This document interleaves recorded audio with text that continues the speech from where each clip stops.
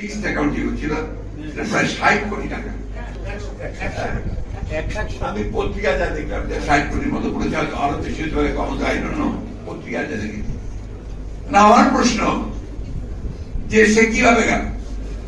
এই যে আমরা তারা বেনাজিরকে বললো যে তার সম্পত্তি আমরা ক্রোক করছি, আদালত থেকে বাড়ানো, তাকে মামলা করেছে, দুদক থেকে মামলা করেছে, সে তাকে কোথাও যেতে দেওয়া হবে না, এসব কথা বলা হলো।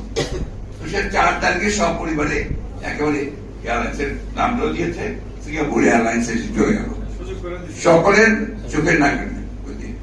তাহলে এই যে কথা বলছেন যে কেউ ভাগ ছাড় পাবে না, আমরা সবাইকে বিচার করি, সবাই, এটা কি আপনার মানুষকে আহ্মক মনে করছেন? বাংলাদেশের মানুষকে, বাংলাদেশের মানুষ তো আহ্মক না, সবাই বোঝে যে এগুলো হচ্ছে আপনাদের সমস্ত লোক দেখানো প্রতারণা, যেভাবে এখন পর্যন্ত প্রতারণা করে আপনারা দেশ শাসন করছেন।